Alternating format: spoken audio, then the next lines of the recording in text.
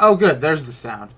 Okay, so, yeah. Welcome to Talkin Shop, a podcast about pop culture and pop culture-related things. My name's Eric. I'm the host of the show, and today, on July 4th, as we're recording this, I am joined by my buddy Greg. Hi. Say hi. Yeah, there you go. So, I had a hard time figuring out what we could talk about, like, today specifically for July 4th, because, like, we shouldn't bring up things like the current presidency or what's going on in the world, just because Lose people half hear our about future that enough. audience before we even People hear enough about that as it is. So, my thought is, we both like Star Wars. Nothing says Independence Day like July 4th. I love Star Wars. Nothing says Independence Day like a movie series about fighting government tyranny. Hell yeah! So when Luke Skywalker is flying through the Death Star towards the exhaust port to blow it up, somebody needs to put so it's like America, fuck yeah! Jesus Christ. Use the Force, Luke. Nah, fuck that. Here we go. That's right. America! Fuck yeah! But no, I figure it's a good little thing to get, like, to talk My about, ally because is freedom, and a powerful ally it is. I saw this meme. I think I have it saved on my phone still.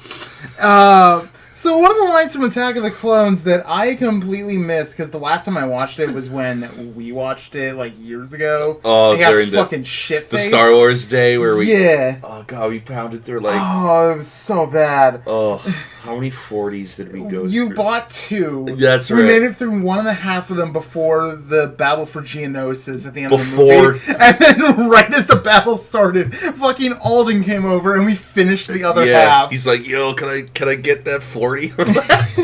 Sure, Alden. Oh, I don't think I have it anymore, but, like, the line that Yoda says is something, like, entirely just straightforward. It's like, focus all your fire on the nearest starship or something like that. And fucking Commander Cody just turns around and looks at him and goes, did you just talk normally? Speaking your weird Muppet speak? Oh my god. But no, like, Star Wars is something that I feel like everybody knows these days, because it's, a huge billion-dollar franchise. No joke, like, my mom has not watched any of them. Are you serious? I'm serious. I have some friends at work that have never seen Star Wars, because it's just something that doesn't interest them, and, like, I totally get that. Yeah. But, like, even if you don't want to watch the movie specifically, there's so much good other Star Wars media out there that you could watch. Dude, The Mandalorian is, like, taking over the world right now. Yeah, no, Mandalorian has been huge ever since it came out. Like, I saw that show entirely as it was coming out, because I bought Disney Plus specifically for that. Yeah. And you and everyone else. Yeah, no, well, I mean, I wanted to wait until the Disney Plus Marvel shows started coming out, but then I realized, Mandalorian's coming out sooner than that. So, fuck it. It's like $8 a month. It's super cheap. And you get, like, this nearly limitless library of Disney shit that ties into, like... Dude, fucking quote me. By the time I'm 30 and you're, like, 25, 2 years from now? Yeah. No, I'm 25 next year. Oh, shit. Alright, well, in, like, 2 to 3 years, quote me, cable will be no more. Like, it's it's been dying for years at this point, and honestly, I think the most that people keep it around for is, like, sports and like HBO, maybe, if they don't use streaming services. Sports and HBO, but I mean, every sport has its own streaming service now. That's true, yeah. ESPN has, like, 2 or 3 of them on PlayStation alone. And the crazy thing is, you can... I remember I asked Dad, I'm like, hey, what's our cable bill? He's like, it's $212 a month or some shit like that. I don't know. What? I don't know. It's weird. To be fair, I was like 10 when I asked. But let's say you have Hulu Premium, right, which is $10. You have Netflix, which is, I think, 10. It's about $10 for, I think, one account. For a family account, it's like almost 20, I think. Yeah. But you get 4 accounts and the kids' accounts. So that's like 5 accounts. Yeah. But let's just, for this experiment, you're by yourself. Right. It used to be 8. They upped it to 10. So that's 20. You're a fan of football. You get the NFL app to watch all your games, that's another 10. Yeah, You can buy, like... You can get, like, 4 or 5 different streaming services for the cost of, like... Yeah, and there's no ads. A tenth yeah, of a cable package. And there's it's no nuts. ads, because, like... I mean, what's cable? Half of it's just ads. It's like, yeah. So I'm paying you however much, let's say $100 a month, I'm paying you to sell me shit? Right. Like, currently I mooch off of my mom's Netflix account because everyone in my family has access to that. So what's the point of paying for it when I can just watch my own shit? So, like, I mooch off my mom's Netflix, but I also have a subscription to Disney Plus, which is like $8. Crunchyroll, which is like $8. I had the free Crunchyroll. I bought Crunchyroll, like I bought a subscription specifically so I could watch One Piece because my friends were finally like, dude, just start fucking watching One Piece. Literally like 3 days after I bought my Crunchyroll subscription, guess what's on Netflix? Fucking One Piece. Oh, yeah. The first like 130 episodes, and I was so pissed. Oh, God, I forgot how many fucking episodes of One Piece. They're nearing 1,000 now. It's ridiculous. Oh, my God. But, yeah, getting back on track. Fucking Star Wars. Getting back on track, Star Wars. So, I figure, like, it's a good opportunity to get people's fresh opinions on the movie franchise as a whole. Like, how do you rate the theatrical Star Wars movies? Like, the 9 live-action numbered Star Wars movies. Phantom Menace through Rise of Skywalker, not counting Rogue One and Solo. You know, the prequels came out in the 90s when I was, you know, yeah, a little kid. It came out right at the end of the 90s. I was about 3 when Phantom Menace came out. When I was a kid, I thought Darth Maul was the coolest fucking thing I'd ever seen. He's so much cooler now. Yeah, and I know that, you know, the Clone Wars and Rebels, which I've not seen constantly. I've not constantly watched them, but I know he's a major piece in that. Which is good because in IMHO, he was incredibly undervalued in that. Oh, no, entirely. Like, I remember seeing this one thing once where someone, like tooled around with the prequel trilogy to change it to make it better, and their sole focus was Sidious and Maul as the main villains throughout the whole overarching trilogy. Yeah. And, like, just focusing on that because after Maul, you had Dooku, who... Fallen Jedi. ...is better through Clone Wars, but as far as the movies are concerned, he's just some dude. He's a dude who got mad at the Jedi because their actions led to his master, Qui-Gon, being killed. Well, no, Qui-Gon was his apprentice. Holy shit, he's old. Yeah, Yoda trained Dooku, who trained Qui-Gon, who trained Obi-Wan, who trained Anakin. Yeah. Who trained Ahsoka. Yeah. So, you know, Dooku got pissed off because their actions led to Qui-Gon getting killed. And he's like, oh, that's it, I'm leaving. And I guess in the canon, Dooku was like one of, if not the best saber fighter they had. He was one of the best swordsmen the Jedi Council short of like Yoda and Master Windu, he was it. And well, because I think if I remember right, Windu mastered like every saber style. Right? He mastered every saber style and created number 7. Oh, that's right. Yeah, he made number... Because number 7 uses negative energy. The pull of the dark side to influence your combat. I forgot about that. Yeah, and that's why he has the purple lightsaber, because he infuses blue with red. So Phantom... Yeah, ranking the top 9. Like, Phantom was in... Least favorite to best. Least favorite to best. Yeah. Least favorite... The Last Jedi. Fuck you. Don't you me. No, look, okay, I can't defend everything about The Last Jedi because actually, everything is... Addendum, I have not seen Rise of Skywalker. Okay, that's fine. So I literally cannot judge that one. That's fine. You can leave that off in some nebulous void. It's all fine. Right. To be determined is the Rise of Skywalker, but from movies I've seen, The Last Jedi, fuck you. It sucks. How dare you? Okay, here's the thing. Don't you fucking dare try and defend them right now. No, okay. I can't defend everything about The Last Jedi because a lot of it didn't work. The B-plot on Canto Bight and, like, trying to find the fucking code breaker or whatever the fuck and, like, escaping the First Order, that's just kind of a bad story. Because, like, Finn and Rose's story pretty much goes nowhere. Poe's an asshole throughout most of the movie. Holdo's a fucking cunt, and I hate her so goddamn much. Yeah, and then she tries to do that. Spoilers, in case you haven't fucking seen it. They do that bullshit where she's like, I'm gonna sacrifice myself, thus... The sacrifice scene itself was really cool. The character was undeserving of it.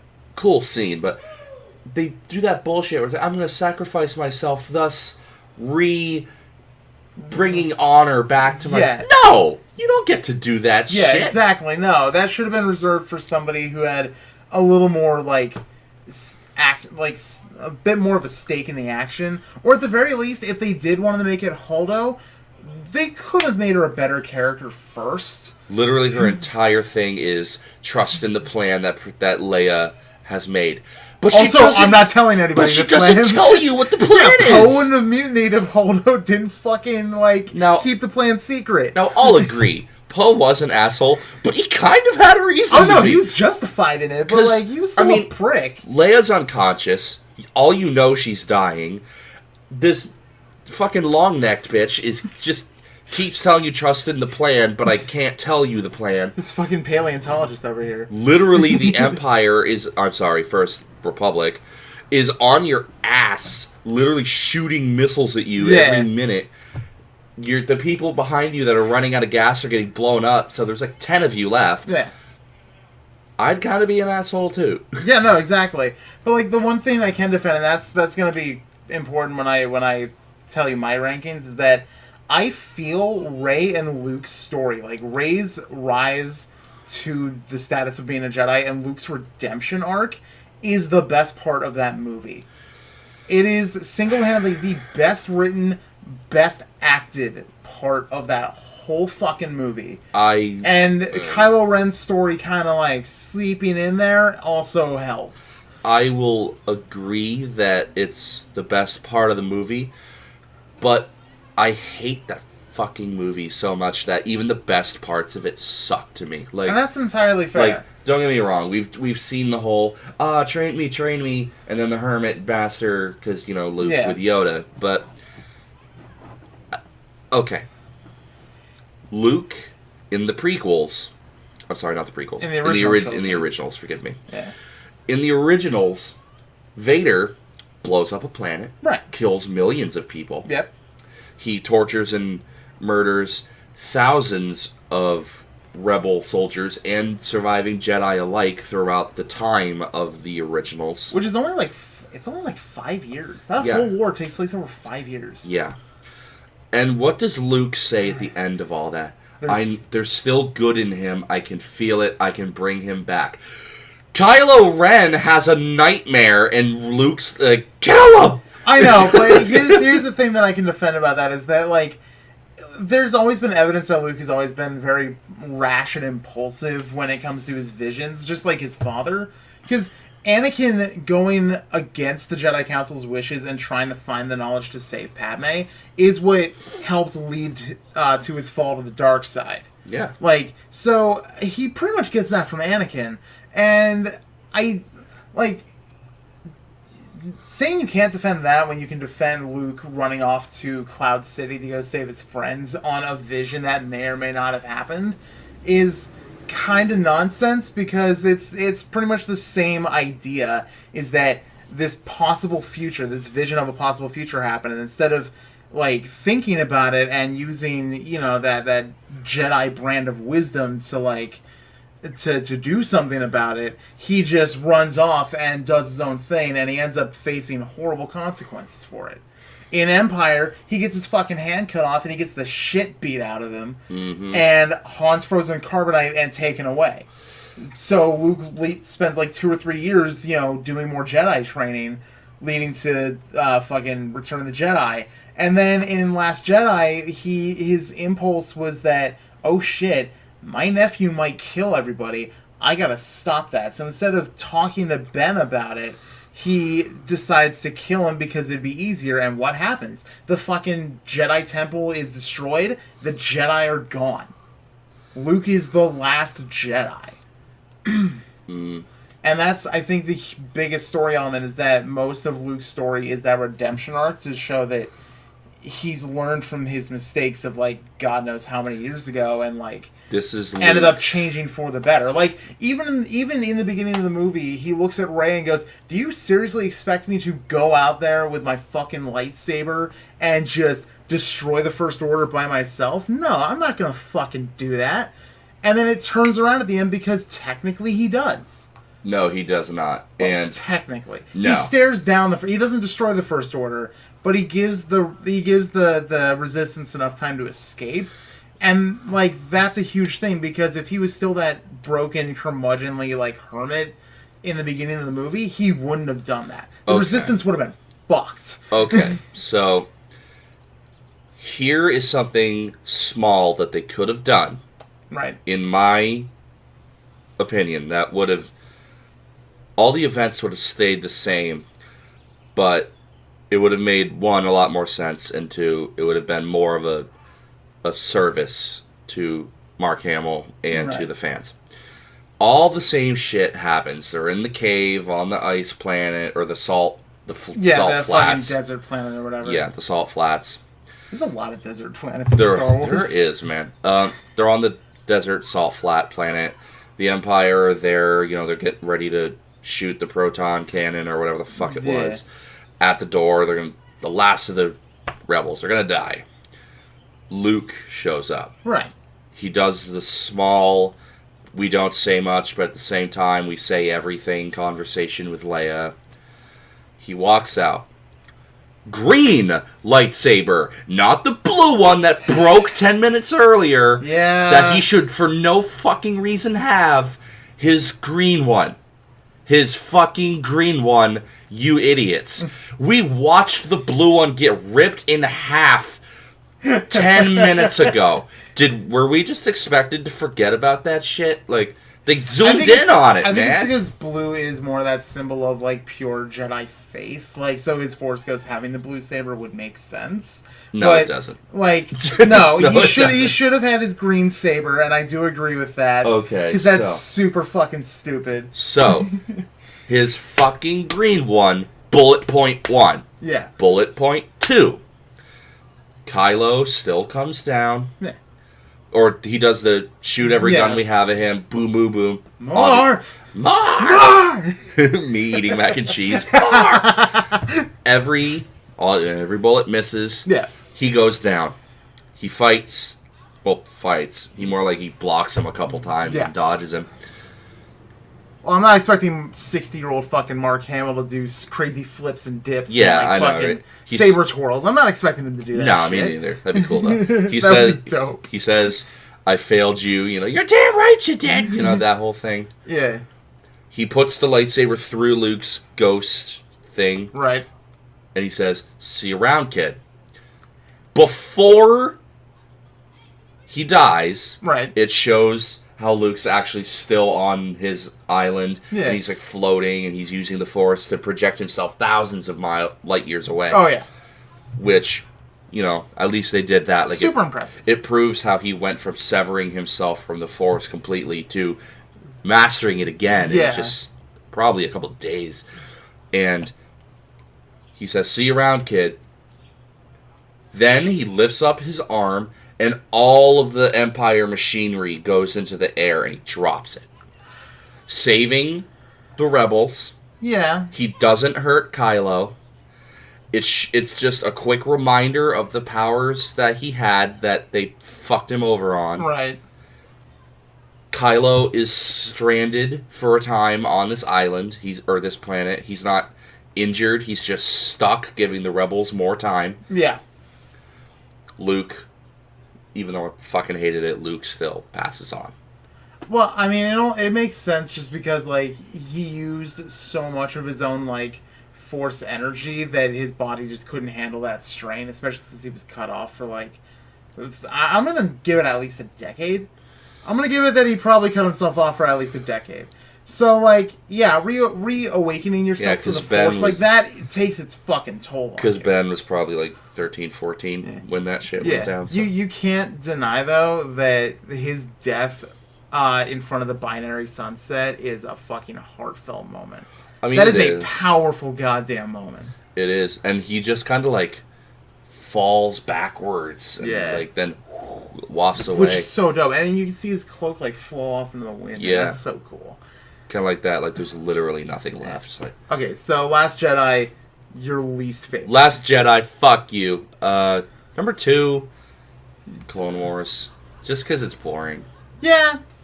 I mean, I understand that not every movie can be a high... Attack of the Clones has a lot of problems that don't end up getting resolved terribly well, even in the Clone Wars TV show. Yeah. But at least I can say that the fight on Geonosis, like the entire third act on Geonosis, is fucking top-notch. Yeah. That is a great third act for a Star Wars movie. Yeah. But the rest of Attack of the Clones is fucking garbage. It's just boring. Like it's really bad. I had a friend try to defend the romance the other day to me. Like Padme and Anakin's romance. And I was like, no, dude, it's a bad romance because Lucas doesn't know how to fucking write romance. I remember Mark Hamill and Carrie Fisher being like, yeah, the way we were planning on torturing George Lucas was to tie him to a chair and make him read his own writing. Read it!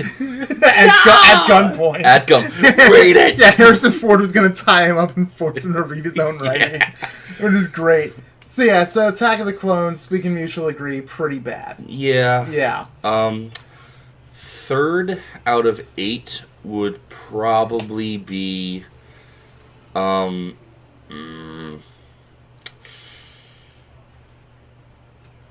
One, I'm not... Phantom. Yeah, okay. It's... I mean, Darth Maul's fucking cool, and, like, Liam Neeson's Qui-Gon, that's cool. Young Obi-Wan, that's cool, but I just... can't, you know? I was going to say, aside from your blatant hate for The Last Jedi, I think we should make it clear that we don't hate Star Wars. We both fucking love Star Wars. We're huge fans of Star Wars is a great idea that has really good aspects to the whole series, but really only, like, 2 of the movies are what I'd consider to be good films. The rest of them are pretty bad. Yeah. They're all lacking in... 3 of them, I would say. They're all lacking in some facet or another, but... Yeah. Because they're just fun, dumb little action movies. Yeah, you know, The Last Jedi, it was a fucking abortion, and I hated it. But you know what? It was Star Wars, so I went to see it. Yeah, exactly. Okay, so Phantom, your 3rd worst. Phantom is... Nope, Phantom is... Least favorite was Last Jedi. Right. 2nd was Clone Wars. 3rd was Phantom. So now I'm kind of getting into the movies that I like. For number 5, I'm going to have to go Force Awakens. That's fair. Force Awakens is a very like middle of the road movie, and there's a lot of things I love about that movie. Oh, when I think loved it. I think the one thing that saves the sequel trilogy is that every actor playing these new characters has such good charisma, and they're all amazing actors that got shafted because they didn't have a full plan for this trilogy, and that's what ended up destroying this trilogy. So when not Heath Ledger, rest in peace. When Joaquin Phoenix won for Joker, we'll talk about that another time. Yeah. He was doing his speech and he looked at Adam Driver and he's like, "Can you just like suck once, please?" He's like, "Adam, just suck once." I can agree with that because he's really good as Kylo Ren. I loved him in Marriage Story, and he's fucking hilarious in Logan Lucky. Have you seen Logan Lucky? I've not seen Marriage or Logan Lucky. Oh my god, Logan Lucky is such a good movie. I will get into that another time. The only comedic thing I saw him in was when they did the Star Wars spoof of the Undercover Boss, and he was Ben the satellite technician, Adam the radar tech, and then there was a new intern character that he did for Rise of Skywalker, and they're both fucking great. Oh yeah, But yeah, Force Awakens was bad good. I thought that, you know, Rey was... They kind of called it in now. I'm like, really? Like, a desert planet, a youth who wants more. There's a lot of homages to New Hope and the original trilogy. Then the First Order shows up, and people she care about die. And it's Death Star too. Oh, hey, look, it's the fucking New Hope. Yeah, no, pretty much. But apart from... New Hope with a fresh coat of paint. Apart from a couple... callbacks, let's say, to New Hope. Great movie. I liked it. It's super good. I really like it. Yeah. Then I would... Let's see. After that, I would have to go... Empire Strikes Back. Empire, wow. Top 3, but not right at the top like most people. Yep, top 3. Okay, that's fair. But not in the... Because I'm going to have the same thing, but mine's a little higher, actually. Yeah. I know that you're an Empire slut, so you probably have an Empire slut. You'll probably have it at 2. Like, Empire, Empire is definitely not at the top for me, but it's, like, way up there. Yeah. Empire is a fucking phenomenal movie, though. Oh, it is, It's tied with New Hope for being the best in the franchise. It makes my balls shrivel to this day that when Leia, because it was in the original script that when Leia, before he got frozen in carbonite, she said, "I love you." He was supposed to say, "I love you," too. But no, it makes it that much more powerful that he just goes, I know. It's like, it's so good. I don't know how he could fit in that hole with his big balls in the way. I want to see an edit of Return of the Jedi with Han on the carbonite slab, but there's just a big round mound of his crotch. Like, is that a carbonite bubble, or no, that's just his nuts? Nah. Dude was packaged schmeat.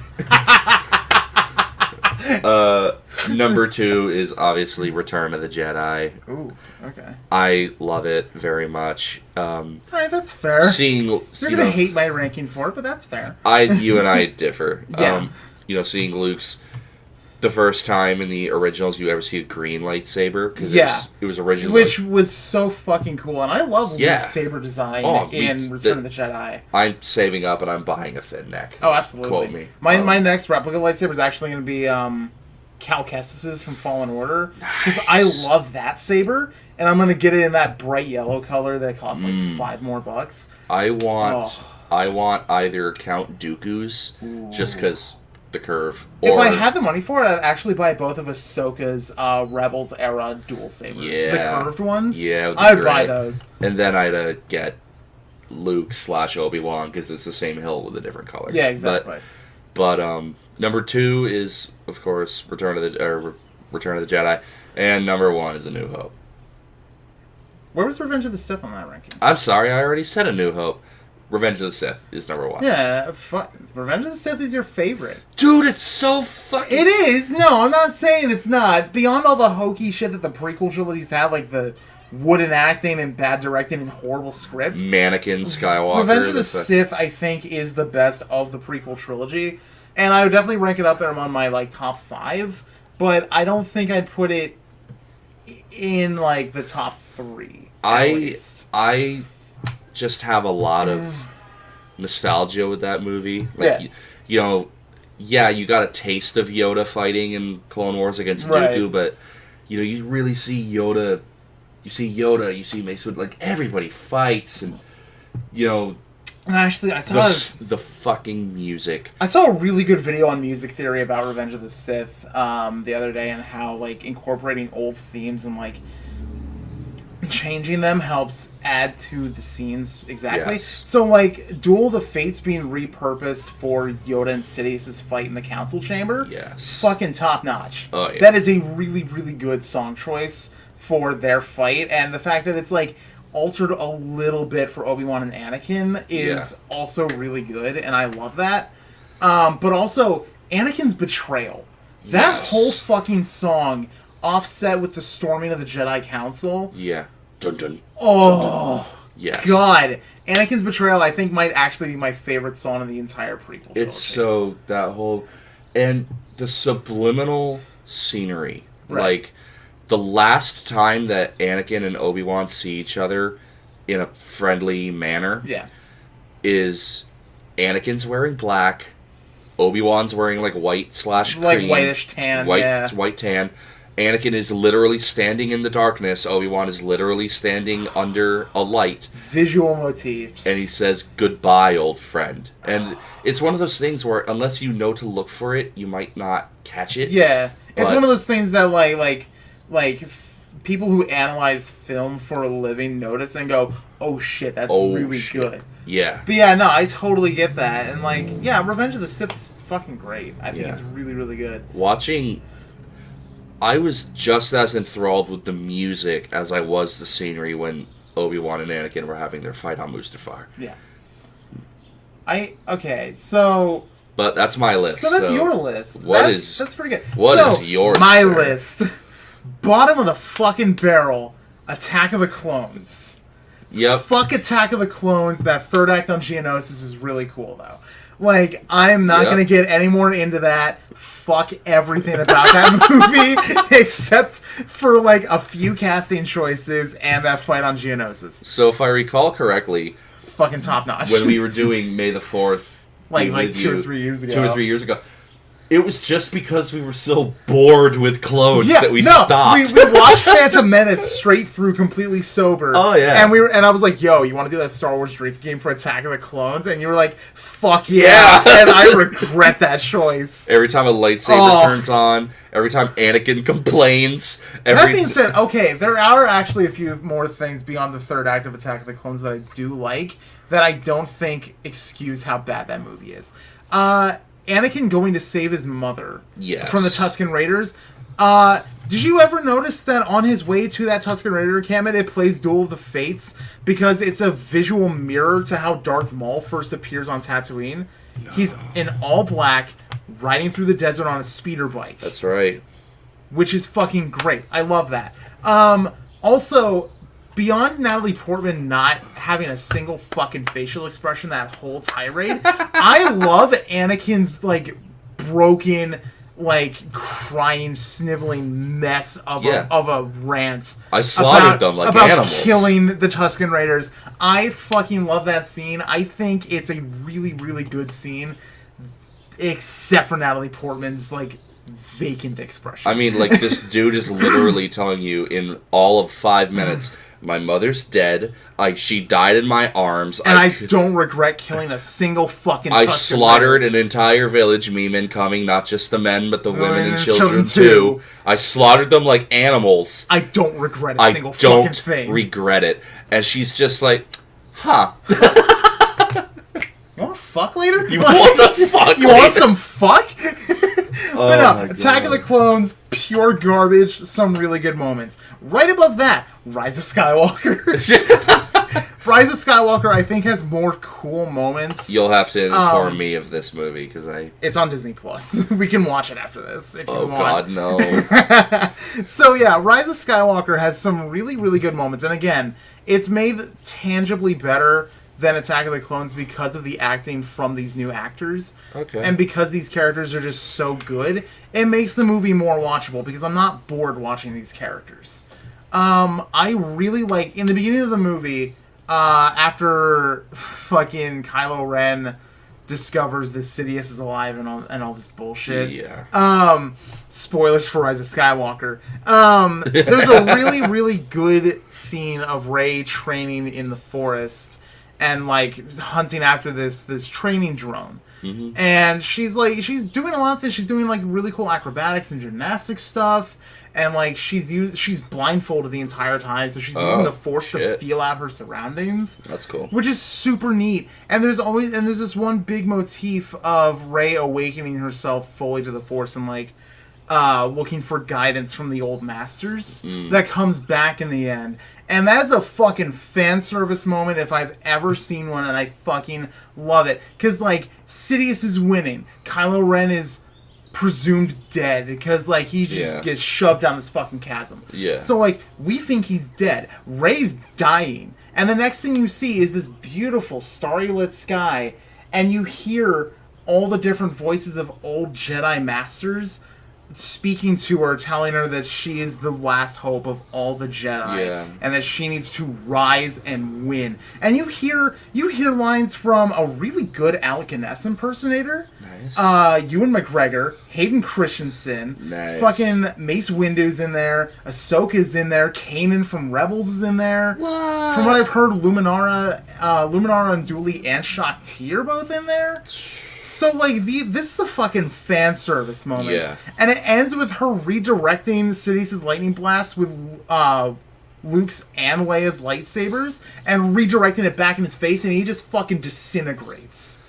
Ooh. It's so cool. The third act of Rise of Skywalker is so fun to watch. And there's a really, really good scene of Kylo Ren fighting the Knights of Ren by himself and just fucking decimating them. It is so good. I love, like, it's doesn't he change from Kylo Ren back into Ben Solo, technically? Yeah, he becomes Ben Solo again after having this, like, conversation with... What I'm imagining is a hallucination of his inner consciousness personified by Han Solo. Ooh, alright. It's really cool. But, like, it's such a flawed movie, though, because after the hate The Last Jedi got, they scrapped Colin Trevorrow's script for Episode 9, which was going to be called Duel of the Fates instead. And, oh my god, I could go on and on about Duel of the Fates all day. I wish that was the movie we got. I fucking wish that was the movie we got, because everything about it sounded so fucking cool. I will go on to that after I do the rest of my list, but, like, holy shit. I'm gonna look this up while I'm doing my list. Alright, while you're looking that up, I'll make the point of... I think they missed an opportunity, because in The Last Jedi, when the blue lightsaber got ripped in half, they really could have had it so that Rey built her own. And she does build one at the end of the franchise. I know she does at the end of Rise of Skywalker, but... It would have been much better if she had built one beforehand. Like, yeah, kind of like how in Return of the Jedi, like, Luke builds his own. Yeah. So he now has his own identity. And everybody was hoping that because in The Force Awakens she had that big staff that she'd, like, make a double-bladed or something like that. That would have been dope. But, like, there are some great things about the end of the movie specifically, because, like, it was something I didn't notice until it was pointed out in the video I saw, but when Rey ignites her lightsaber at the end of the movie with the yellow blade, there's actually 3 dials on it. One for blue, one for green, and one that uses both crystals so it becomes yellow. Yeah. And that's fucking cool. Yeah. I really like that. I kind of wish we got more movies with Rey, because I would love to see her defending the galaxy and being a badass like that. Yeah. That's something that I both like and drastically hate about the end of Rise of Skywalker. Yeah. She's just kind of like the ultimate Jedi now. She's just like, yep, you have every power. You know, all the masters, like, gave you a piece of themselves, kind of. You have Force fucking heal all of a sudden. Like... But yeah, no, so bottom of the barrel, Attack of the Clones. Next up, Rise of Skywalker. Above that, Phantom Menace. Phantom Menace, again, cool moments, really good third act. Kind of a bad movie. Though, like, people have gone on and on talking about Phantom Menace and trashing that fucking movie to death. So I'm not going to do it here either. It also usually centers around Jar Jar, but... Yeah, but it was... But not just for that. No, I've always had a problem with the politics talk in the movies, because it's just so boring. And, like, Lucas has gone on record stating, well, this is just a film series for kids and shit. And I'm like, kids aren't interested in trade disputes. No. Nobody gives a shit about that. Yeah. So, like, why are you putting it in this movie? If you want to make an entire, like House of Cards style drama centered on the Senate, I'll watch that shit in a heartbeat. Yeah. That sounds fucking cool. But don't put it in my Star Wars movie, goddammit. Can I just say that literally almost every problem in Star Wars could have been solved if the Queen had just fucking admitted she was the Queen and bought Anakin's mom along with him. Yeah, probably. Because, like... We can only take the boy, not the mother, too. Hey, so I'm the queen of a fucking planet, and I'm loaded. I'll buy him. Here, I'll buy them, and they'll be my slaves. But then, really, I'm just gonna let you go. Yeah, seriously. Like, that would have been so much easier. But like, no. No. Phantom Menace had a lot of good moments. I like Liam Neeson and Ewan McGregor's Qui-Gon and Obi-Wan. I think that's great. The pod racing scene is still really fun to watch. Especially when I saw it in 3D, when they failed to re-release every movie in 3D.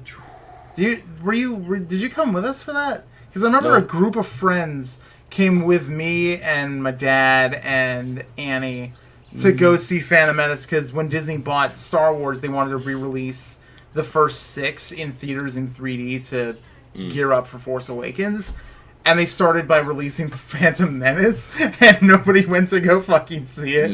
No, I was not one of the ones. The only movie I've ever seen with you was Spider-Man: Far From Home. Oh, that's right. Oh shit.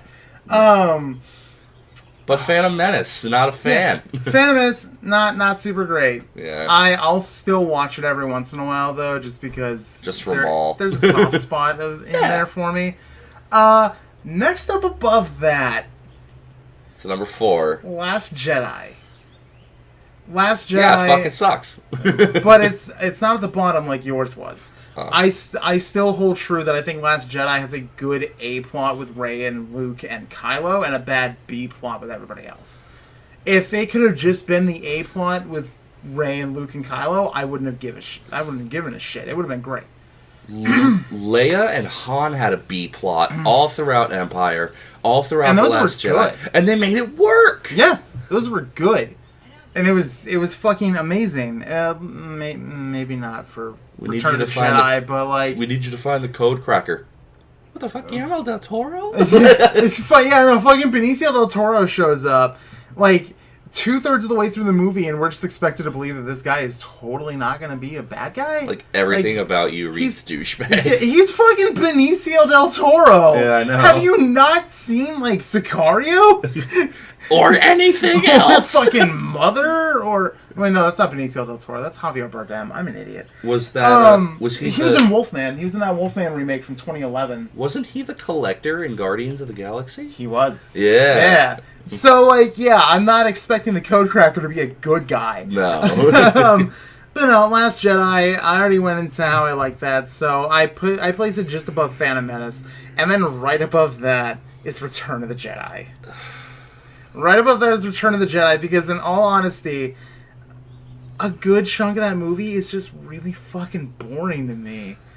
I hate how much time they spend on Endor with those fucking teddy bears. I hate that those fucking teddy bears are detrimental to winning the war. The Ewoks are a proud race. I fucking hate them.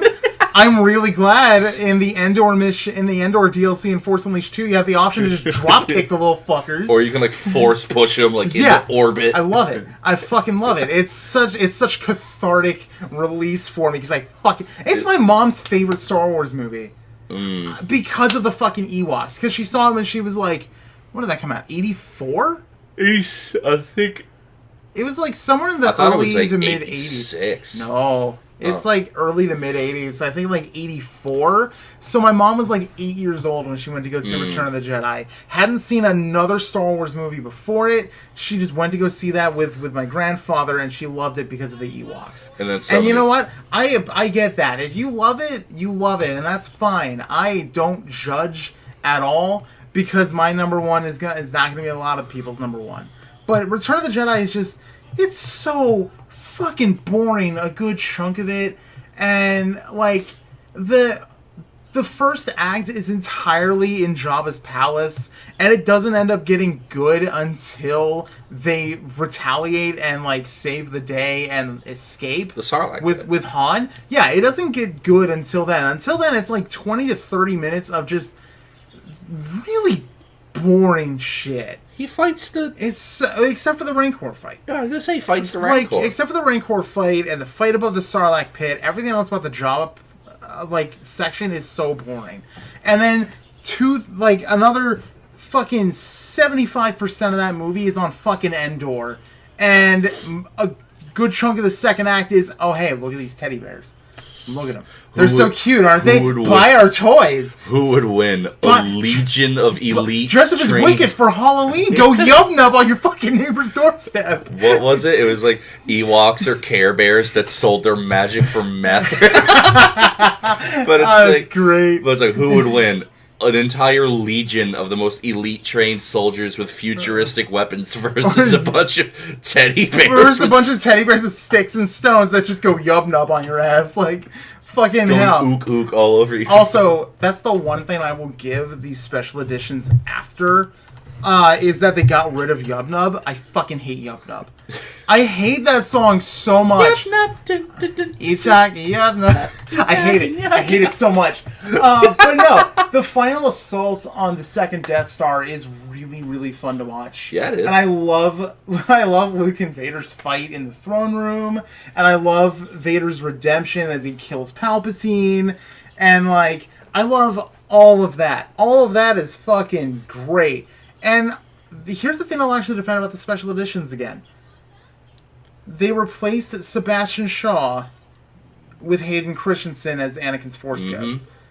Because, yeah, while it's fun to see what Anakin would look like as an old man, he's a fucking burn victim. Wouldn't it be more appropriate for his last known appearance as a Jedi to be his younger self? I feel like that makes more sense. That's like the last time I'll defend the special editions on fucking anything. But like, I really like that change, and I like how they extended the celebration at the end, and how when it goes through Naboo, you can hear a Gungan go, "Wisa free, Wisa free, Wisa free." I will say, you gave a point to the fuck when they touched everything up. Yeah. The re-edit. The special edition. The special edition, thank you. You gave a point to the special edition. I'm going to take one away. I loved original Jabba more than CGI Jabba. Big fat boy? Big fat boy Jabba. Big fat gangster. Misha Wookie on no solo. Yes. I hate, actually, that, I'm going to detract from that again. I hate that they put that scene back in because it's just reiterating what they shot the Greedo scene for. Yeah. It's the exact same conversation in two different points. Hot shot first. Fucking hate that too. Hate Greedo shooting first. Fucking hate it. But yeah. He's supposed to be a good guy, supposedly. Not... Yeah, so like, yeah, Return of the Jedi in my top 4. Okay. I'll take that. After that is Revenge of the Sith. Revenge of the Sith is in my top 3. Not where I thought you'd have it. No. Nope. Right.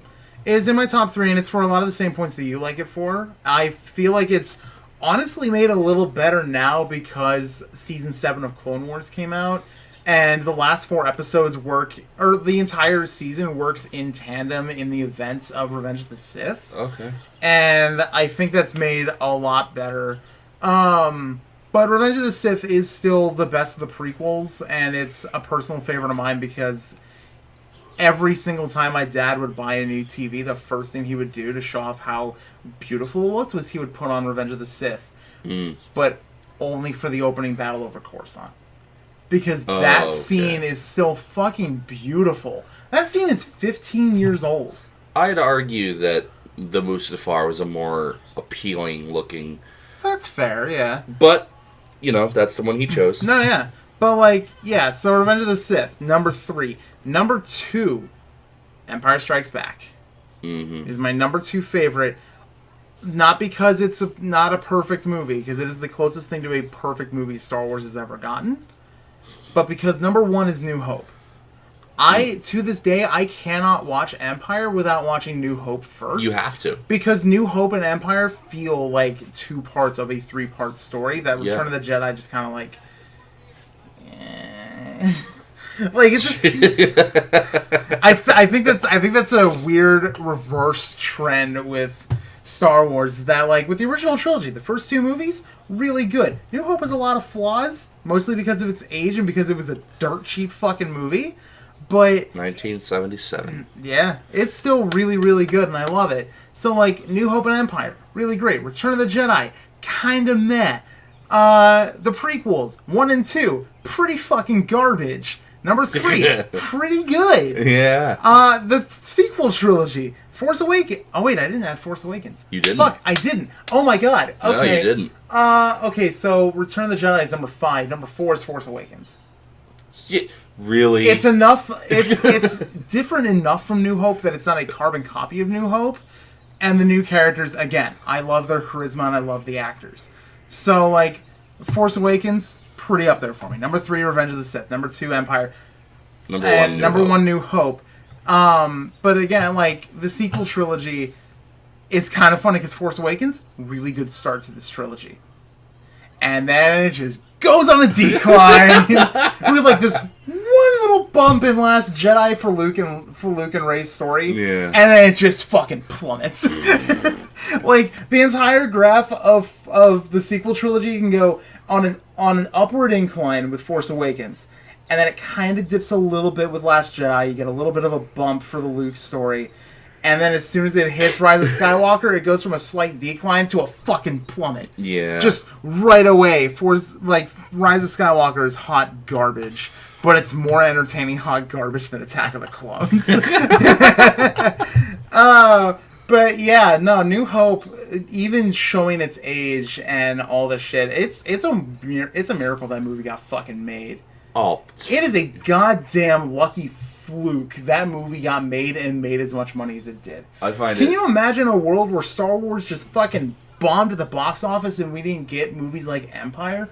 No. Yeah. You know, it's funny because, you know, now that it's one of arguably the biggest franchise in the world, there are some that would... I think the only one that's tied for it is Avengers, and funnily enough, they're both owned by Disney. Yeah. So, as, if not one of the biggest franchises in the world, you see all these, like, behind the scenes, and you see all these, like, looking backs, and George Lucas said, yeah, I petitioned Fox to... invest in it. And they were like, what was it? I think it was either like, we'll own the rights to this, but you get to keep the toy rights or something. Yeah. Or no, I think it was Lucas got to keep the rights to everything. They just wanted the toy rights. Yeah. I think that was what was it. And it ended up making like a bajillion fucking dollars. I don't even want to know how much money all of Star Wars has grossed. If it was just from the movies, I'd still say it'd be somewhere in the billions, because I'm pretty sure Force Awakens and Last Jedi both hit that billion mark. And then with re-releases and with special editions. Exactly, like that's just counting the movies themselves. It's not then counting... Then you take toys and you take TV series and you take... Yeah, it is a multi-billion-dollar franchise of toys and multimedia shit, like movies and games and shows of varying degrees of quality. Yeah, seriously. Like anything pre 2003 Clone Wars, like that animated like mini series. Mm-hmm. Anything before that, any TV show made for Star Wars is hot fucking garbage. It really is. The Ewok Adventures, the fucking holiday special. Oh god, everything and anything in between, like 1980 and 2003, any Star Wars show that came out before then is hot fucking garbage. George Lucas himself said if I had the time and a hammer, I would break every single copy of the holiday special. I have a clean rip of it saved on my favorites on my YouTube. Oh my god. Oh, I haven't had the courage to watch it yet. I'm going to save it for Christmas. I'm going to invite a bunch of friends over, and we're just going to get drunk and watch the Star Wars holiday special. It's going to be great. A long time ago in a galaxy far, far away, they still celebrate Christmas. Somehow. Merry Chrysler. Merry Crisis. Merry Chrysler. Merry Crisis. Oh yeah, so now that the lists are out of the way, I was going to talk about Colin Trevorrow's fucking Episode 9, Duel of the Fates. Here's the opening crawl according to the script. The iron grip of the First Order has spread to the farthest reaches of the galaxy. Only a few scattered planets remain unoccupied. Traitorous acts are punishable by death. Determined to suffocate a growing unrest, Supreme Leader Kylo Ren has silenced all communication between neighboring systems. Led by General Leia Organa, the Resistance has planned a secret mission to prevent their annihilation and forge a path to freedom. That is a much better opening crawl than Rise of Skywalker, whose first sentence is, "The dead speak." And it goes on about how Palpatine somehow came back from the dead and all that shit. But yeah, okay. The opening sequence of Duel of the Fates finds Finn, Rose, who's going to have a much bigger role. Thank God, because Kelly Marie Tran is a fantastic actress. Okay, people need to learn the difference between hating the fucking actor and hating the role they're given. Hating the writing specifically. Like, the character itself is only bad if the writing and direction are bad. Like, she got so much shit for that movie. It's like, so what was the solution? Just, like, keep her in as a cameo in Rise of Skywalker. It's fine. Ugh. But yeah, so Finn, Rose, and BB-8 were going to steal a Star Destroyer that's chock full of Imperial weapons. During the heist, Finn sees a stormtrooper with his helmet off that he recognizes, with his story arc in Duel of the Fates nicely concluding the one that began in Force Awakens. Rose was going to be front and center through the whole movie, which would be great. In Trevorrow's version, Rose and Finn are on a mission to Coruscant to ignite an ancient beacon in the old Jedi Temple, which will call the galaxy to war. Ooh. They get imprisoned, Rose gets interrogated by Hux, and Finn leads an uprising of defecting stormtroopers in a battle in the streets of Coruscant. What? That would have been so cool! Seeing Finn as this fucking freedom fighter with like a whole bunch of defective troops, like running down the streets of Coruscant, just blasting shit away. That would have been awesome. Because people forget the clones from the Clone Wars and Attack of the Clones. They aged very quickly. Yeah. So they had to move on from clones to just voluntelling people that yeah, exactly. you're in the... And then the First Order just abducted children. Yeah, and made them child soldiers. Finn said, I never met my parents. Exactly. So, like, half of them don't even want to fucking be there. Like, so, yeah, at the very end of the movie, Finn and Rose lead a group of Force-sensitive youth to a remote planet where Rey is waiting to train the next generation of Jedi. Remember at the end of Last Jedi with the fucking slave kid on Canto Bight that used the Force to grab the broom? Oh, I didn't notice he used the Force. I thought he just grabbed it. Nah, he used the Force. That's cool. He was going to appear at the end of the movie among the new trainees, which yeah, would have been because cool. he, like... I remember he had a broom, and he had, like... I think he drew the Jedi symbol on something. Right. Yeah, no. Yeah, and one of the kids was talking about the story of Luke Skywalker, and it actually made me smile a little bit because the way the kid says Jedi, he says Jedi. Jedi, and that's actually a dialect used in certain species, which shows up in the old Legends comics. So there's a comic that focuses on a very distant descendant of Luke named Cade Skywalker, who fights Darth Krayt. He's this like Old Republic era Sith Lord that through the use I know who Krayt is. Yeah. So, one of his bounty hunter buddies, one of Cade's bounty hunter buddies, says Jedi as Jedi. Yeah. He calls them Jedi. Which is really cool. But kind of like Wada. He's like, "You Jedi." I'm a threat daddy. But yeah, so for Kylo Ren and Rey's story, Kylo Ren still dies at the end of Duel of the Fates, but his arc in the film, as well as Rey's, is completely different. For one, there's no Palpatine. Oh. At the beginning of the movie, Kylo Ren has vanished off to Mustafar and is wallowing around in Vader's old castle. Yes. There, he's haunted by the Force ghost of Luke Skywalker and even fights a hallucinatory version of Darth Vader, a la Luke's fight in the cave. He comes in contact with the Sith teacher of Palpatine, the Darth Plagueis. Plagueis? Via an ancient Sith device, as he's trying to put an end to the Jedi and Sith once and for all. He is completely bad in this movie. He's gone full tilt dark side, but he doesn't want Jedi and Sith to exist anymore. That thing. Rey believes they're still good in Kylo Ren and has teamed up with Poe to put an end to the Jedi and Sith in her own way. Rey's parents, still nobodies. That is something I really wish they would have kept. Yeah, that would have been great. Like, you have to be part of this bloodline in one way or another. Kylo Ren still killed them at the behest of Snoke. Yeah. The finale of the movie finds Rey and Kylo Ren duking it out on the mystical planet Mortis, with Rey getting an assist from the Force ghosts of Luke, Obi-Wan, presumably played by Ewan McGregor, and Yoda. The Jedi try unsuccessfully to bring Kylo Ren back to the light, but he's too far gone, and in the end he is extinguished. And I remember reading some other things about it, how when the First Order loses Coruscant and like everything gets fucked in the end, Hux takes an old lightsaber and just fucking ritualistic suicides himself. Oh my God. Like he just stabs himself with a lightsaber as the First Order Citadel is burning.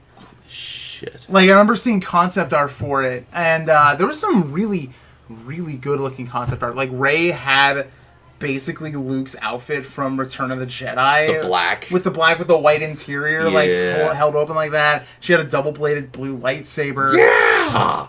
And I'll have to see if I can find that piece of Why the concept fuck art. didn't we get this movie? It would have been too far out there for casual fans of Star Wars. Filthy casuals. Right? Fucking normies! Leave! Throws rocks. This isn't for you, this is for us. That's right. Yeah, okay, here we go. So, if it'll load. Yeah, so that's a piece of concept art right there. Holy shit. Yeah, isn't that cool? And, like, there was gonna be some really, really cool shit with this. But no, let's make her Palpatine's granddaughter. Yeah. Oh, yeah. Executions by laser guillotine? Oh my god. Yeah, in front of everybody. Phasma would have still been alive. Yeah. They should have done more with that. Like, Finn's arch nemesis should have been Phasma. Oh, yeah. Yeah, it would have been great. Let me see if I can find that picture of Hux. But no, hey, let's make the joke. Do you got a garbage chute? Hell yeah, we do. And, like, that's it. Damn it. I might have to look at Star Wars concept art. There we go. Let me see if I can find it. There's a really cool action shot of Finn and Poe wearing sort of Death Trooper-esque armor as they storm First Order hold, which is pretty cool. There it is. Yeah. Oh my god. Yeah. Hux just straight up stabbing himself with a lightsaber as Coruscant burns. That would have been fucking cool. Oh, man. Like, I just... There's so much missed potential Seriously. with what could have been. And I'm gonna go get a drink of water real quick. I can feel my throat just fucking killing me right now. Just, I don't know. Talk about Star Wars. What do you mean talk about Star Wars? Talk about Star Wars. I mean, you can't...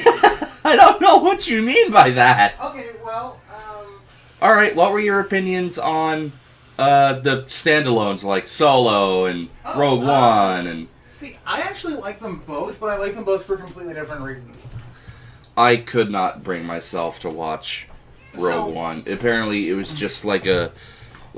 Well, I mean, Revenge of the Sith and A New Hope are like 20 years apart, so like, what happened? Yeah. Well, like, here's the thing. I saw Rogue One because Gareth Edwards directed it, and he also directed the 2014 Godzilla movie, which, because King of the Monsters hadn't come out at the time, that was the only thing I knew him for. So, like, the dude knows how to direct spectacle, and it works in Rogue One, and it still has its flaws. Like, none of the characters are really fleshed out terribly well, except for, like, Krennic. Krennic is a really good story arc throughout that whole movie where, like, the Death Star plans were his idea, and he was the one who, like, started constructing it and like all that shit, but Tarkin takes over because he's fucking Tarkin. Yeah, he's Tarkin. So like, yeah, there's a really good scene where Krennic's like, "We're standing in the midst of my achievement, not yours," and I'm just like, "Fuck, you're right." Damn. Okay, that's cool. And like, I'm really glad that like certain characters came back. I am still impressed with the level of CG work it took to recreate Tarkin, because that's fucking impressive. Yeah. But also, I'm really glad that Saw Gerrera managed to make another appearance outside of Clone Wars. Because Saw is such an underrated character. I love him. I ran into him in the Fallen Jedi. Yeah, he runs the Kashyyyk stuff. Yeah.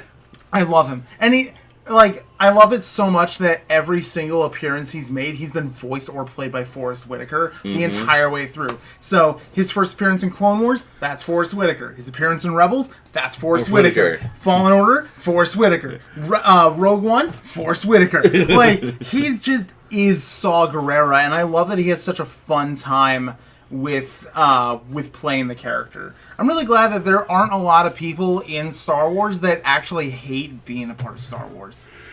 Like Harrison Ford used to hate it. He used to hate it. He appreciates it now. Didn't Alec McGuinness hate Star Wars by the end. Oh, Alec and Ness fucking despise Star Wars. Like, hey, can I get an autograph? No. Yeah, no, people would send him fan letters and he just fucking burn them. Oh, my God. He hated that shit. But, yeah, Rogue One, I kind of like. Solo, I like a little bit more, actually. I think Alden Ehrenreich, who plays Han in that movie, is fantastic. He's not trying to emulate Harrison Ford as Han Solo. Like, you look at him, you look at his mannerisms, how he speaks, how he looks, how he talks, like his body movement and everything, and you just look at that and go, fuck, that is Han Solo. Holy shit. Like, I think he's great. Paul Bettany as the main villain, Dryden Voss, I think was a really good choice because Paul Bettany's a really good actor outside of Marvel. Not saying that he's a bad actor in Marvel either. He's a really good Vision, but it's also not hard to play Vision. No. But no, fucking Solo's good. Solo I liked. There's a lot of really fun moments in that movie too. Like there's a whole train car heist where fucking Han and Chewie join this mercenary group that's led by Woody Harrelson's character, whatever his name was, and like that one's really fun because the train is on like this like support beam. It's a double-sided train car, so it's train cars on top, train cars on bottom, and they're conjoined by this track mechanism that spirals all down the mountain through this trail. So like they have to use like these grav boots to stay on, and it's really clever and it's a really well done heist that's easily accentuated by the arrival of the Marauders, which are like a third-party group that show up in the movie. Because, holy shit, their theme is the best song in that whole fucking movie. It is so good, and I love it. But also, you know, Donald Glover's fine as Lando. He's just doing a Billy D impression, but it's not a bad Billy D impression. Yeah. You can't honestly do much playing Lando except Billy D. Williams. It's true. So, like, who cares? I can't wait for the fucking Kenobi story to get done. Yeah, I remember hearing ages ago they were gonna make a movie out of that, and then that plan went through or failed to go through. So now they're trying to plan out a Disney Plus series for it. Which, yes, I'm perfectly okay with that because beyond some of the supplementary material that I've read from Star Wars comics and shit, and from what I've seen in like Rebels, there's not much that's known about what Obi-Wan was doing for those 20 years. There was because it's not safe to assume he was just kind of hiding out for 20 years. There's a book I own called Kenobi about his time on Tatooine, and it was a combination of protecting the locals from like bandits and raiders. Yeah. He fought a Tusken Raider who was actually once a Jedi. Yep. Okay. Yeah, that's Darth Krayt. Yeah, he turns into Darth Krayt. Yeah. Because he shamed him in front of his tribe, so they kicked him out and he became Darth Krayt. But when you accidentally make a Sith, again, but yeah, he takes on pre-Darth Krayt. He protects locals from raiders and whatnot. Of course, he's looking after infant and child Luke. Yeah. Except Lars and Beru are like, Owen and Beru, because they're the Lars family. I fucking get their names correct. They don't like him. They're just like, no, get the fuck away. They're like, dude, you need to like go away. You need to leave. Yeah, it's like you say you're protecting him, but you're the thing that would attract danger. Yeah. So go the fuck away. He doesn't even go here. He doesn't even go here. But no, I think it's a shame that the two spin-off movies didn't do terribly well financially, because I would kill to see more of those. I want to see a sequel to Solo where, like, it doesn't even have to have Solo in it. It can just be, like, a spiritual sequel that focuses on fucking Emilia Clarke's character and Maul and their shit. Yes. Like, I'd be down for that. That'd be fine. But, like, I want to see more of that stuff, and we're not going to be able to get more of that stuff. And now Disney's doing away with, numbered trilogies after they're done. After this new series and whatever. So, like... Yeah, they're done with trilogies. They're like, maybe we'll, if a story only needs 2 movies to get told, then it'll take 2. I'd like to see, whether it's animated or live action or whatever, I'd like to see a multi-season story following Darth Revan. I'd like to see some more Old Republic stuff outside of the games. I saw, we could debate realism, but it was concept of Darth Revan, but Keanu Reeves was playing Revan. Keanu Reeves' Revan would be fucking great.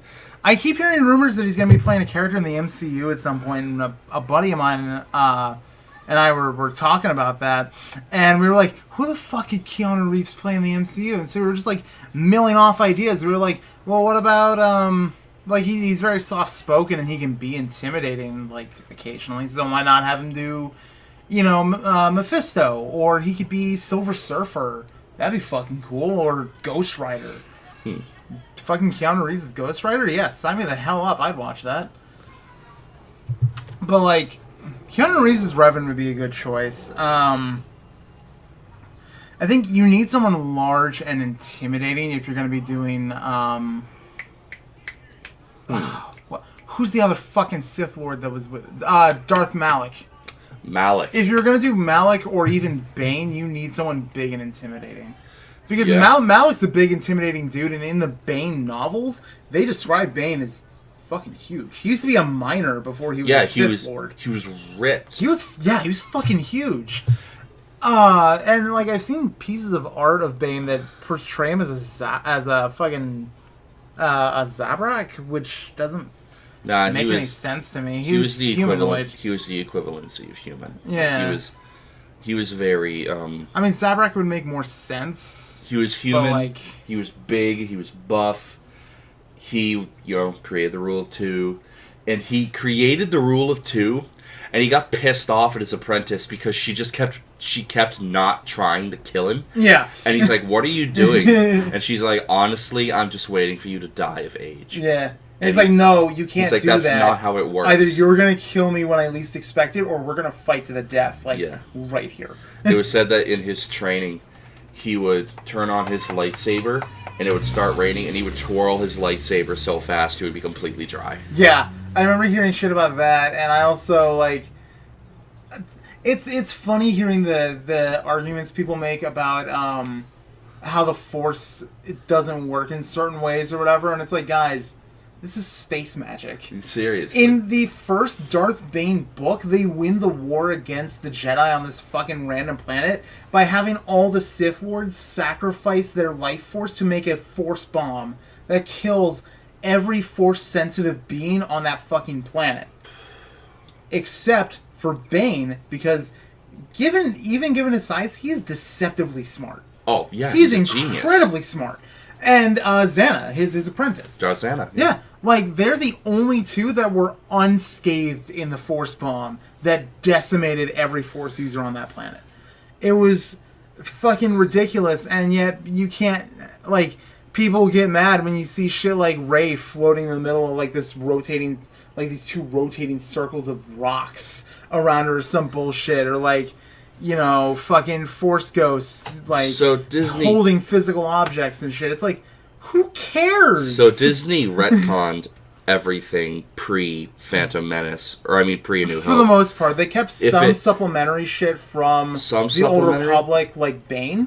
And Bane is still canon. Yes, because Yoda visited his grave. But, yeah. Pre-A New Hope, for the most part, gone.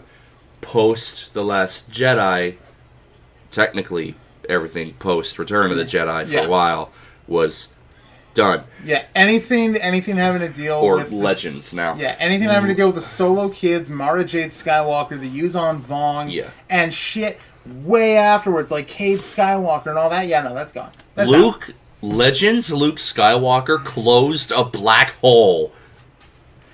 Yeah, that's the kind of thing I think would turn off, like, new fans of the franchise, seeing Mark Hamill fucking do that. Dude, that wouldn't turn... That wouldn't turn us off, because we're diehard fanboys, but, here's Luke Skywalker making vroom vroom noises in his room at 16 with an air model. Okay. Here he is 50 years later. Here he is 50 years later closing a black hole with his mind because he can. Right, but a lot of the new Star Wars fans got into it because of this new trilogy. So, like, they had to create a certain level of believability with this fantasy universe that would make some tangible sense and wouldn't turn people off from watching this franchise. I mean, I guess. I see awesome stuff. I'm like, yeah, that's awesome. I'm gonna keep watching. The most extent we see out of the Force in anything is usually in the shit that's outside of the movies. Yeah. Like, in the entirety of the franchise, we see Jedi using the Force to speed themselves up once. And that's in the beginning of Phantom Menace. Yeah. Right in the beginning. But it's a credible Force power. It's one that is clarified in canon as being something that exists. So why don't more people use it? Like, you can have this really cool moment where, like two Jedi are fighting, and, like, when it's filmed, they're filming at, like, regular fight choreography, but then it pans out, and they're just a fucking blur. They're a blur of sound and color. Yeah, it's like Finn's watching them or something, and literally it's just a blur of, like, the blue and the red are so fast that it's literally just a purple blur. Just that would have been really fucking cool. Or, like, I remember talking to you about this, but, like, years ago, my dad and I had this plan where, even if it wasn't going to go through completely, we wanted to rewrite the prequel trilogy. And we had this really awesome moment where the first half of Revenge of the Sith would be Anakin's fall to the dark side and the rise of the Empire and all that. The second half would kick off with Anakin storming the Jedi Temple for whoever was left as Vader. And single-handedly and just decimating the Jedi that are in the temple. With an end fight resulting in the fight with the librarian. Yes! Which happens in the comics, actually. Yeah, and she puts up a fight, too. In Darth Vader Dark Lord of the Sith, I think, which is a comic Marvel published, he ends up going back for some Force artifacts that were found in the Jedi Temple, and it turns out the librarian was there the whole time. Yep. And that's where it introduced a new weapon into the canon. So there's this gun. Oh, I know what you're talking Old Republic era about. gun that you could, like, hook your lightsaber into, and it would use the kyber crystal to fire pure bolts of lightsaber energy. But the downside is that it would fuck your lightsaber after, like, a few shots. Yeah. Like, your lightsaber is gone after that. But still, it's a really cool concept. And, like, that's the other thing I hate about the new canon is that they wipe out a lot of the unique saber types. Like, they had fucking light whips. Light whip. People had light whips. There was this one dude that had, like, this fucking dual-bladed saber, but one of them had, like, a cross formation at the end or something. Then there was... I want to say it was Kyle Katarn. Yeah. He had a two-handed he had a double-bladed lightsaber, but only one end would light at a time. Yeah. And it was one-handed. No, there is something I do like about the new canon, though, that is unique, is that they retooled the idea of that gun that incorporates lightsabers into its energy shit, and they reincorporated that into Rebels because Ezra's first makeshift lightsaber could either be ignited as a saber or he could extinguish it and use that kyber crystal to fire, like, a pistol. They're not lethal rounds, but they're enough to hurt. Yeah. So like he could do one or the other. So there's this really cool moment where, like, Ezra's knocked out, Kanan's fighting the Inquisitor. And he has his saber and Ezra's saber, and he's dual wielding them. Nice. And he gives the Inquisitor a fair fight. Then he gets, like, knocked back down the reactor, like, walkway or whatever, and he runs at the Inquisitor using both sabers, and the Inquisitor's, like, prepared to block that shit. And he extinguishes Ezra's lightsaber and just shoots the fucker. Oh, Jesus. Like, he just straight up runs up and starts shooting at him, and he's like, what the fuck is that? Just gats him. Like, it's really, really cool to see, and honestly, I hope Disney does not completely destroy this franchise in the end. Like, I want them to do really good things with Star Wars, but the problem is that they couldn't win either way, because you're either creating new shit that can alienate new fans, or you're creating new shit that'll alienate old fans, because what they're used to is this crazy, absurd shit. Yeah. Like, I love Fallen Order. Fallen Order is a great, fun game, and I'm really glad it's part of the canon now. But part of me kind of wishes we could still get 1313 or The Force Unleashed 3.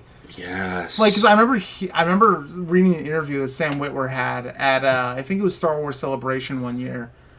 He couldn't get, like, too heavy into the plot details for the third Force Unleashed game, but he was like, yeah, no. The whole game was going to end up as a fruitless endeavor because the entire game is you hunting after Vader again, only to find out that the entire time, Vader's been toying with Starkiller.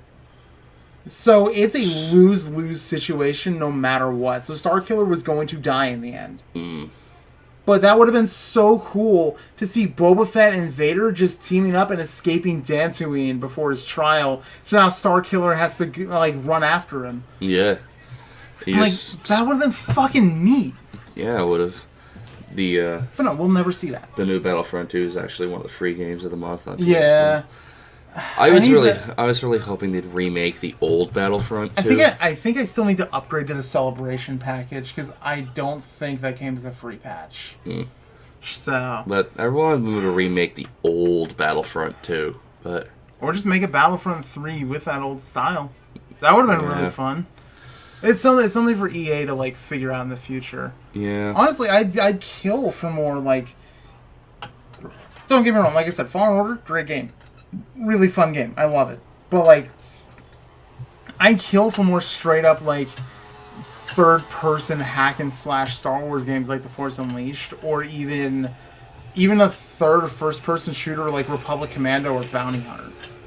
I would be totally down for a first-person Star Wars shooter that's kind of in the same vein of, like, a mix between the Metroid-style exploration like Republic Commando was and, like, fun future, happy fun time action shit like Halo. Give me something between that and I will be completely happy.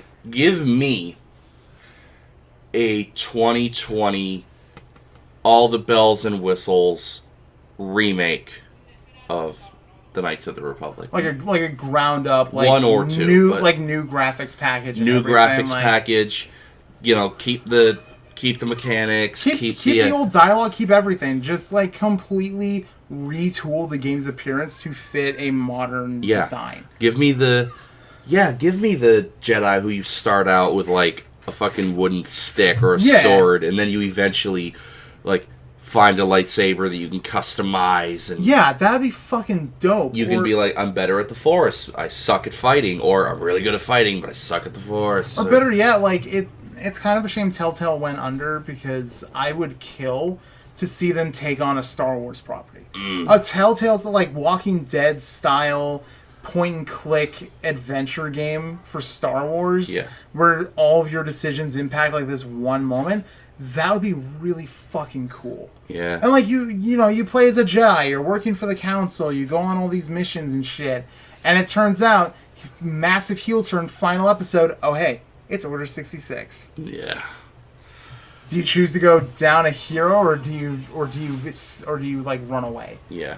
Like that'd be really cool. Don't like make it canon, make it uncanon. I don't give a shit. That'd be fucking dope. I would kill for that. But we're not gonna get that because that's I think the biggest problem with the Disney-owned properties these days is that they play it way too safe. Oh, they do. I'm kind of curious and a little scared to see how they're going to handle Blade in the MCU. Because that's not an easy topic. He's a vampire hunter.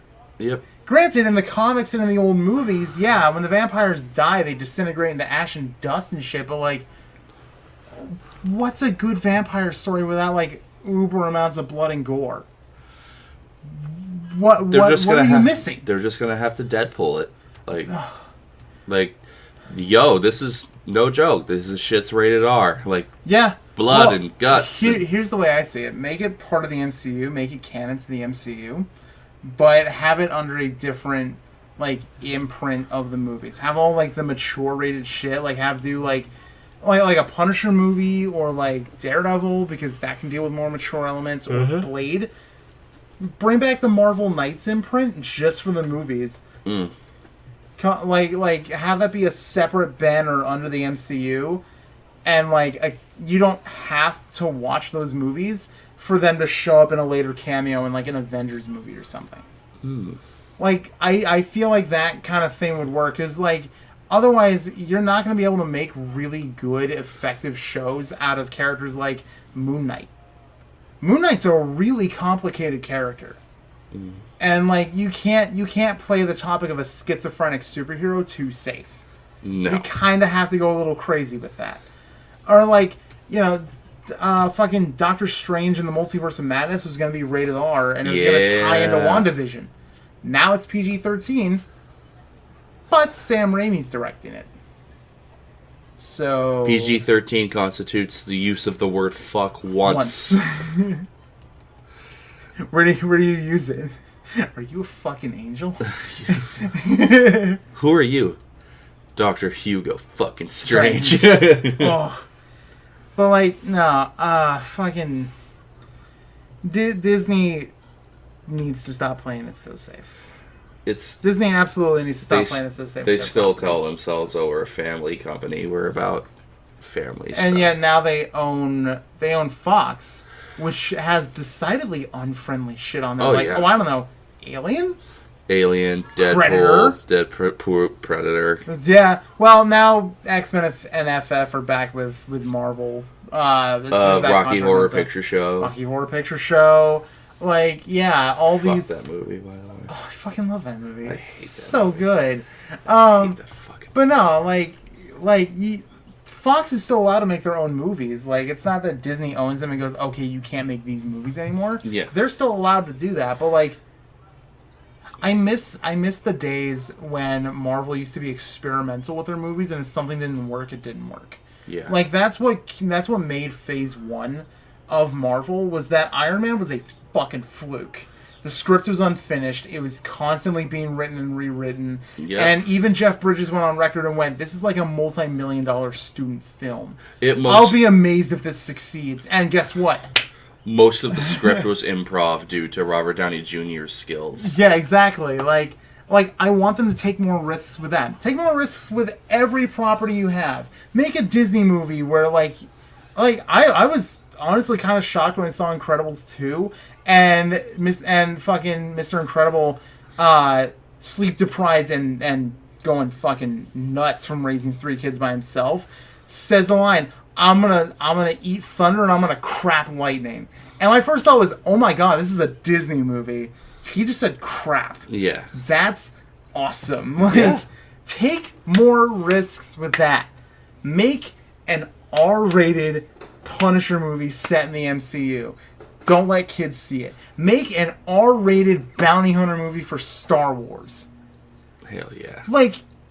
You could do some crazy shit with an R-rated Star Wars movie. If you just take those shackles off, and it's... If you take more risks. Yeah, because in the comics, there's one where Vader, he somehow lands on this planet. And he gets shot down by rebel troopers. And he's surrounded by, hundreds of rebels. You're surrounded, Lord Vader, surrender. And he's like, all I'm surrounded by is fear and dead men. and he ignites his lightsaber and he just slaughters everybody. It's like, ooh.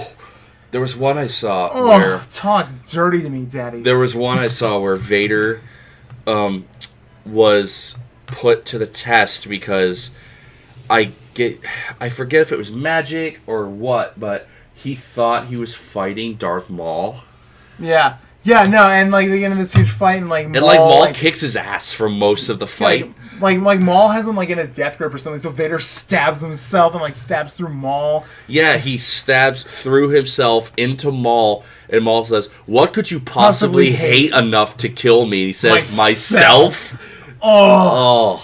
Vader's such a metal character, and if we can have a Vader solo movie, I would be fucking down for that. I want to see Vader. It doesn't even have to end on a good note because it's fucking Vader. Yeah. Just have him go around slaughtering people in the name of the Empire. Uh-huh. That would be fucking awesome, and I would kill to see that. But we're not going to get that. No. We're never going to get that. And it's such a shame. Because, I hate the argument of, well, if you like the shit from the old canon, it's still there. And it's yeah, but it's not canon anymore. No. What's the point of reading fucking the courtship of Leia or like any of the Yuzon Vong shit if it's not something that I could visualize being in a movie anymore, because now it's not canon. Or when Luke gets turned to the dark side and it's... Why do I give a shit about the 3 Solo kids and their stories when they're not canon anymore and they just rolled into one dude? Yeah. Why do I care about a character like Mara Jade Skywalker when she doesn't exist anymore? Yeah. With her Rancor tooth lightsaber. With her purple Rancor tooth lightsaber. And the fact that she is the only person who's ever fucked Luke Skywalker. Mm-hmm. They had a kid. That kid was super cool. Guess what? Not only did he die, now he's not canon anymore. Yeah. And it's like, it just, it pisses me off so much. Yeah. And I hate it. But oh my god, I love Star Wars way too much to really try and make any sort of change in that, because it's never going to change, and it's just something we have to deal with. Even the bad parts, you just kind of gotta live with. You gotta, it's taking the good with the bad. You get some like really hokey acting and some really bad direction, but hey, at least the movie looks really pretty. That's right. That's right. Or, oh, hey, these movies are super fucking cheesy, but you know what? They're a product of the time, and that's okay. Or with the sequel trilogy, which is like, oh, that's a really good premise, and they fucked it. But no, like, it's just... It's Star Wars. It's Star Wars, it's Star baby. Wars, man, and that's just what it is. And I hate it. That's what it is. It's what it'll always be. And we fucking hate it. But we love it. But we hate it. So, I'm gonna end this podcast here with a new thing that I'm gonna do every single podcast, which is I am going to recommend a comic for people to read. Fuck yeah. Because, you know what? Comics are a huge thing these days, and comics are everywhere. You can get a fresh start literally anywhere, and it doesn't matter. The internet is also at your entire disposal to learn more about a character you know nothing about. And it's also a really good way to get into these characters, because you can find lists upon lists upon lists of like comic arcs for certain characters that you really want to get into. Like, for the longest time, I had no idea what a good Captain America comic was, so I looked up a list, and they don't exist. No, there's a lot of good ones. Fuck Captain America. Winter Soldier's great. Ultimate Comics Captain America is great. The current run by Ta-Nehisi Coates is really good. He's also doing a really good job with Black Panther, but that's besides the point. So, because we're talking about Star Wars today, I figure I should probably recommend a good Star Wars comic. And I would actually seriously recommend the Star Wars Darth Vader comics. Because there's 2 that take place in a nebulous void in that 20 years between Revenge of the Sith and New Hope. So there's Star Wars Darth Vader, which is written by Kieran Gillen. But the 3rd volume is written by Jason Aaron, who's a really good writer for Marvel. He's done a lot of the cosmic shit. He did a really good run on Guardians. Like, it's great. But then there's also Star Wars Darth Vader, Dark Lord of the Sith, which was written by Charles Soule, I believe, and a few others. I'm gonna look that up real quick. But they're both really good, and that scene where Vader gets shot down by the rebels and surrounded by troops, that's in Vader Down, written by Jason Aaron. Yeah. That one's really good. And there's a lot of really good moments in those comics. Like, there's one where Vader exits his TIE fighter to sneak onto this rebel ship, and instead of just going about it in a really quiet sort of way, he just straight up uses the Force to rip the doors open and just shoot everybody into space. Oh my god! And it's a really cool looking page of Vader just crouched, his cape is flowing backwards, and all you see is this big onomatopoeia above his head that goes vroom. It's so fucking good. But okay, so Darth Vader, Dark Lord of the Sith was written by Charles Soule, and a good chunk of the art for that series is done by Giuseppe Camuncoli, who's a really, really good artist. He did a lot of really great work on Dan Slott's Spider-Man run near Superior and towards the end of that. They're both fantastic stories. They're really, really good expanded universe takes on Vader, and how he, like, a lot of it deals with Vader just being in personal torment because he hates where he's put himself at this point in his life, but he can't change that. No. It's just who he is now, and there's no way he can change that. But yeah, I would seriously heavily recommend reading both of those series. There's not a lot of volumes to either one. And they're pretty cheap if you know where to look. Like, comic shops probably have them probably full retail, so like $12-15 depending on the version. Most of mine are on Kindle, so those are like $6 to $8 each. They're dirt cheap on Kindle. Most of my collection is on Kindle now. There you go. Just because A, I don't have the shelf space, and B, there's like 600 fucking volumes of comics on this fucking phone. Oh my god. I have so many comics, and I can't wait to be able to recommend more to people. But I guess with that, we're going to end it here then. So, happy 4th. Happy 4th, America. Happy 4th. Don't get too crazy. Read those comics. Have fun and enjoy your day.